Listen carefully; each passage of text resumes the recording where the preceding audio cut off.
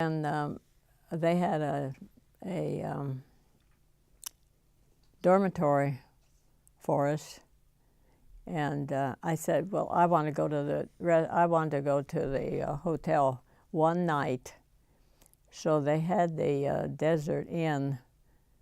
That was our first hotel thing, or whatever you want to call it. So I went to that for one night, and then I went to the dormitory. And I lived in the dormitory for probably a year or a little better. And then they were reducing people here. So they made up a single girls contract to rent a house. So we rented a house. There were several of us in the dorm that lived right, in a certain vicinity. So we decided, well, we'll take a house. So we got a house, and I think there were 4 of us to start with in that house. It was a 3-bedroom. And so then about a year, one of the girls got married and left. So we got another one in there, we kept adding to. We got another one in there, and then a year or so beyond that, another girl got married and left. So then we must have had 3 of them, because then I went home on vacation. And I had a 6th sister who was a school teacher there. And she was kind of disgruntled with her school teaching, and so she wanted to do something different. I said, "Why don't you go up to Hanford with me?" So she got rid of her contract, just chop, it wasn't any big deal. And she packed, and we came back up, after my vacation. So I think she made the 3rd of us then, and then we had one more that we had to get, But so then after the 4th one left, no, I guess it would only be the 3rd one because I was still there. I had 4 sisters. So as they graduated from school, they started coming up. So finally we had them all up here, and so I didn't have anyone else in there, which was kind of nice. So they got jobs here, and they stayed. And then, well, just one at a time they came, because they graduated. When they graduated, they came up. And so one went away to school, and one found a boyfriend, and she got married, and so she left. So there was just the 2 of us. And my folks lived in Kansas, of course, and of course they decided, well, they'll move out here. Well, we asked them, why don't you come out? The rest of the family's here, so come on. So we went back and brought them out. But we couldn't rent a house in Richland. So we had to go to Kennewick. We bought a house there. And then my dad went to work. And well, that was kind of it. My sister and myself, and my mother and my father. And so as time goes on, my father wasn't in good condition. As time went on, he wasn't able to work, and so I think he had I was going to say a stroke, but I'm not sure that was it. And he was in the hospital for a while, and the doctor told him that he would only live 5 years. Well, he hung on to that 5 years for 5 years. And at the end of 5 years, he knew he was going to die, which he did. But the interesting part about this is he had worked with some people to sell houses and other stuff, you know. And he had made friends with other people. So he goes around to each of these people just before he passed away to say goodbye, which amazed me. You know, I just didn't realize that you do those kind of things. But anyway, he did this. So then that left just my mother and my sister and myself. We had moved to a bigger house, which, you know, was kind of nice at the time. And besides, the one that we bought first had a basement. And we were afraid that the folks might fall downstairs, you know, and we wouldn't be home because we were working. So we moved to this house, a one-story house. And so we lived there, and then my mother had problems, and so we decided we needed someone to take care of her. Now, do you want all this kind of stuff? This is fine, yeah. Well, if you don't want this kind of stuff, let's go on something different. Okay, well, I just wanted to ask you about the house you lived in Richland. The first house, where was that house? That was on Sanford Street. Okay. It was a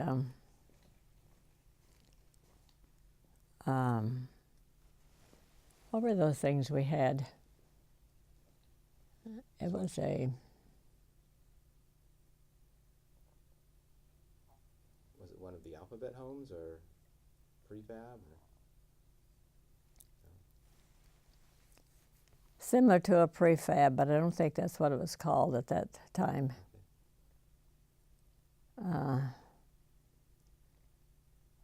Perhaps it'll come to me sometime close here, and I can back up a bit and tell you. Well, then I also want to ask you about your job when you first came out to Hanford. What sort of job was it, and where at Hanford were you working? What area were you working in? Well, when I first came up here, I went out to a 300 area, I think, for a day. And then a job opened up in Richland. And I went in for an interview, and I took the interview. I mean, I took the job. Mm-hmm. So then I came back to town and was there for a number of years. And then I moved around to other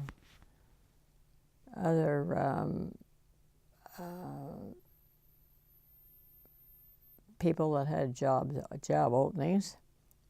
So I kind of went up the ladder, you know, a little bit, and it was, I enjoyed all of them. But while I was in the 300 area, an interesting thing happened. You know, I was taking dictation, and this man had the door kind of, you know, closed a little bit because we weren't allowed to talk about anything when I first came. And so he was dictating, and he said a word that you know, it was associated with the plant, but I didn't recognize the word. And so I repeated it so I'd be sure and get it down right. My goodness, he ran to the door and he looked out. Oh, we don't say that word out loud. So I thought, well, that probably takes care of my job. I won't have a job. But I didn't lose it. Remember what the word was? You know, I've tried to think of what that word was. I've tried and tried and tried to think what that word was, but it didn't come. It hasn't come to me yet. So when you first came to Hanford, did you know what sort of work was being done at Hanford, what the Hanford was being built for, or what was happening out here? What is it? Did you know what was being done at Hanford? Oh no, oh no, it wasn't. It wasn't talked about. We just knew that there was a job at Hanford, and you go out there and do your part, you know. So, well, I didn't know for a long time what it was, even when I was out here, because you just didn't talk about those things, you know. You run to the door to see if anyone heard you, you know. So, no. And do you I remember? enjoyed it. I had good bosses. I had good jobs. I really couldn't have asked for anything better. I had worked in an insurance office in Denver, and then I had gone to the Remington Arms, and so I had that experience. But it was a good place to get an experience. Do you remember what your first impressions were of Richland and the area here when you first arrived? What you thought of the place? Well, we came into Pasco on the train, and that was the dirtiest place I have ever seen. It was just awful. And I thought, oh, I hope Richland isn't like this. So anyway, you know, they kind of started working on Pasco by then. And when I got to Richland, you know, everything was kind of in the new stage because of all the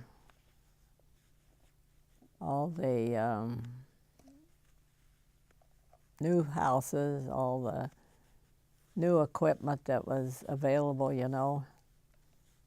So Richland was a different story. And so when did you arrive then? Around what time period did you arrive in Richland? I think it was the 14th of August in 19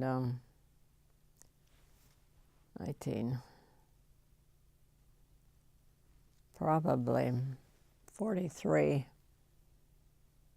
I think it was 43. And what were the dorms like? You mentioned that you lived in the dorm initially. Oh, they were very nice. And then that building, you know, next to the building downtown in Richland. What's the name of that building? That brick building that they built. And the post office was in one end of it, you know. Well, right across the street was the cafeteria, and that's where we had to eat, you know. And our dorms, the women's dorms, were in that same area. The men's dorms were on the other side of Swift, I guess it is. So, but then we went to this house that, you know, that they made for the single girls. And so we did our own cooking, so we didn't have to go there. But, you know, those places can get kind of old after a few meals there, and so we were glad to do that.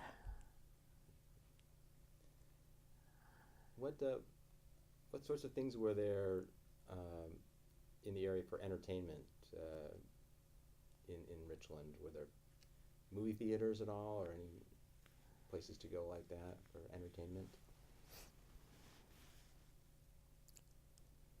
You know, I can't remember of any entertainment. I'm sure there must have been something there, you know, they could have done besides the television. But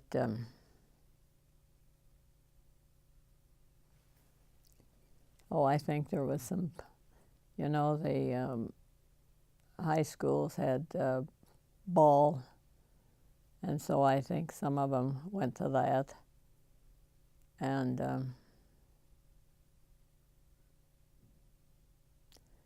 I don't think there was a fat lot of anything there because we were so busy working, you know. Time you went to the area, and by the time we would get back, you know, the day was far spent. Mm-hmm. So when you worked at the 300 area or some of the other places out on the site, did you take a bus out there? Is that how you got out there? Or? What was it? When you worked out at the 300 area or some of the other places on site, did you take a bus there? Did you have to take a bus? Or? Oh, yeah. We'd take a bus from where we lived out to the 300 area. Well, no, we would take it out to the bus depot, and then you'd take a bus from there. So, yeah, we took a bus. And you mentioned, talk a little bit about the sort of the secrecy, you know, you couldn't say certain things or talk about what was going on or what your work. So when did do you remember when you found out that there were, you know, what was being made at Hanford? Was it the end of the war or?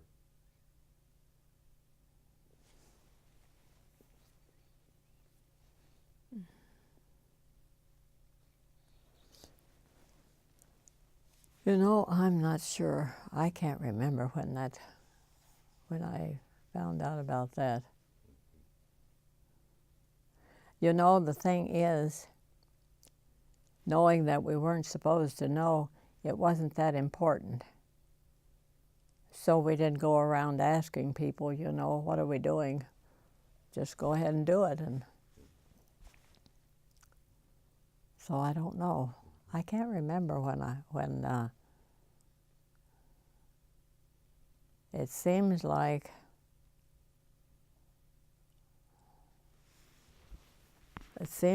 there was a war or something, or people were going to war or something, that it came out. But you know, I wouldn't say because I can't remember. And so you said you started working in August of 1943. About how long did you work at Hanford then? 46 years.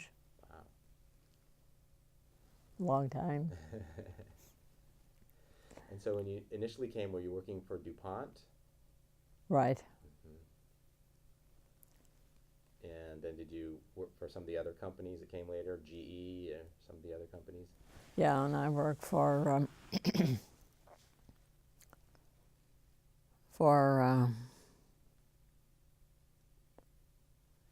I can't think of that name either.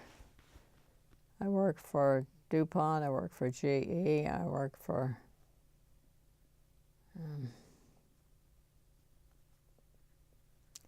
it was a telephone company, I think. I mean, it had the name of that. And then there were several others, so, you know, I wasn't just with one, but I just kind of went from one to the next, you know. Right. So 46 years, that's a long time. You must have seen a long lot time. of change take place. A lot of changes.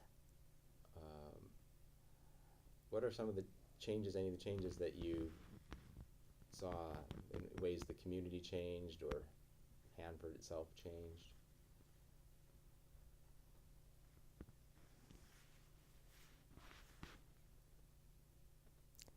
Well, you know, actually, they really weren't changes to me. It just seems like we just moved from one thing to the next, you know, and so it wasn't a change. It was just part of the show, you know. So I didn't really realize that they were changes. I guess if I would have taken time to think about it, you know, I would have thought, well, we changed from this to that, but it just didn't dawn on me. I just worked because I had a job, and whatever they told me to do, well, that was, you know, what I did. And you mentioned that your sisters came out here and worked also. Did they have similar sorts of jobs, work similar places that you worked? Or? Yeah, they all worked out like at the site or someplace. And my sister that came out with me, that was a teacher, she got a job at the I think it was at the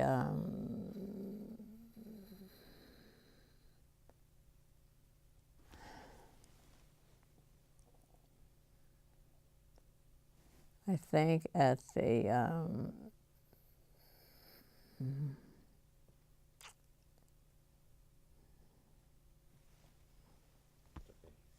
it escapes me. But anyway, she eventually got a job to go to work for the company, and she was with Patel for many years, and had a good job there. And she really enjoyed it. You know, I guess it was different from school teaching, maybe. Mm-hmm. And did you say your father also, after your parents moved here, he worked at Hanford for a little while also? Or? Well, he didn't work at Hanford. He worked at one of the schools as a janitor. Oh, okay. Mm-hmm. He had kind of done his thing, but he had to be busy, and so there was an opening, and so he went as a janitor. Mm-hmm. So overall, how would you describe your 46 years working at Hanford? How was Hanford as a place to work? Well, I enjoyed it. You know, I didn't go home grumbling or anything. I really enjoyed my time there. And the bosses I had were all, really good, and it was a good experience. Well, I did want to ask you about one other thing. President Kennedy came out to Hanford in 1963 to dedicate the N reactor. Do you remember that at all? Were you here? Do you remember him coming at all? Vaguely, I kind of remember that. And do you remember if you went to see him speak at all, or you don't remember? No, because of the different areas, they didn't cover all of them, and so we didn't. Some did, but a lot, didn't get in on that. Is there anything I haven't asked you about your years working at Hanford that you want to share, or that you think is important to talk about?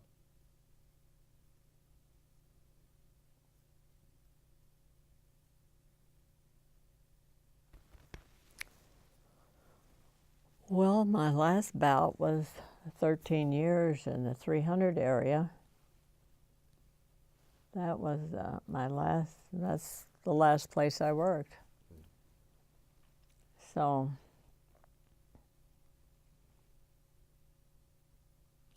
no, it was just kind of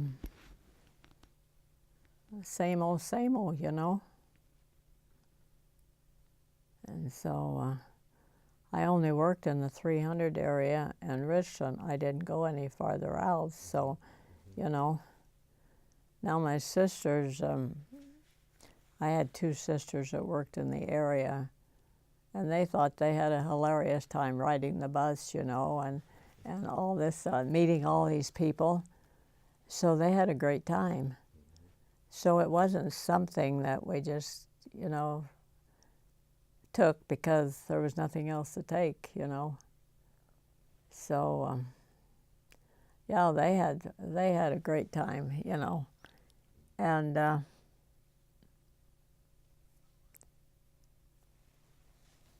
so I guess nothing was lost with them. Well, I want to thank you very much for coming in and sharing your stories with us and letting me ask you questions. Well, do you have others that you would like to ask? I think I've asked what I wanted to ask. Oh. So unless you have anything else you want to share.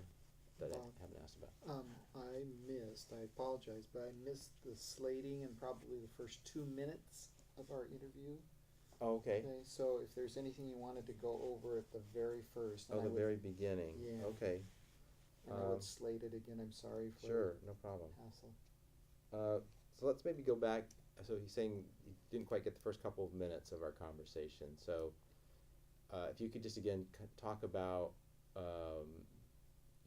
what brought you to Hanford when where you were, and talk about your background coming from Kansas and so forth. Well, I was working at Remington Arms when, there was kind of a call from Hanford for people to come up there, when they were laid off at Remington And Arms, Remington Arms was in Denver? Denver. Yeah, and, I knew that I was going to get laid off because they were laying off all these people and just keeping a certain amount. And so I said to my boss, I would like to go to Hanford. He said, that's not a place for you. Just kind of like that, And I thought, okay. So it wasn't time for me to leave yet, so, I was still there. So a few days later, I said, you know what? I would kind of like to go to Hanford. He said, that is not a place for you. So I thought, how am I going to get around this? What am I going to say? So I finally said to him again, I would really like to go to Hanford. I guess he was tired of that. So he said, okay. And how did you, going back a little farther, so how did you get the job at Remington Arms? Oh, you put in an application. See, I knew they were coming to town, and they were hiring, and so I put in my application, and I got the job. And so you had already moved from Kansas to Denver before that? Pardon me? You had already moved from Kansas to Denver before that? I lived in Kansas before I went to Denver. And then when I went to Denver, I got this job, and then I started going to business school, so I could get a better job. And so then I worked in this, I think it was an insurance office, for about a year. And then I put my application in at Remington Arms, and I got hired there, so I quit the dental job. Okay, that should probably be good. All right. Okay, thanks very much for going back and covering that. Okay. Sorry about that. And thanks again for coming in today. Appreciate it. Oh, no problem.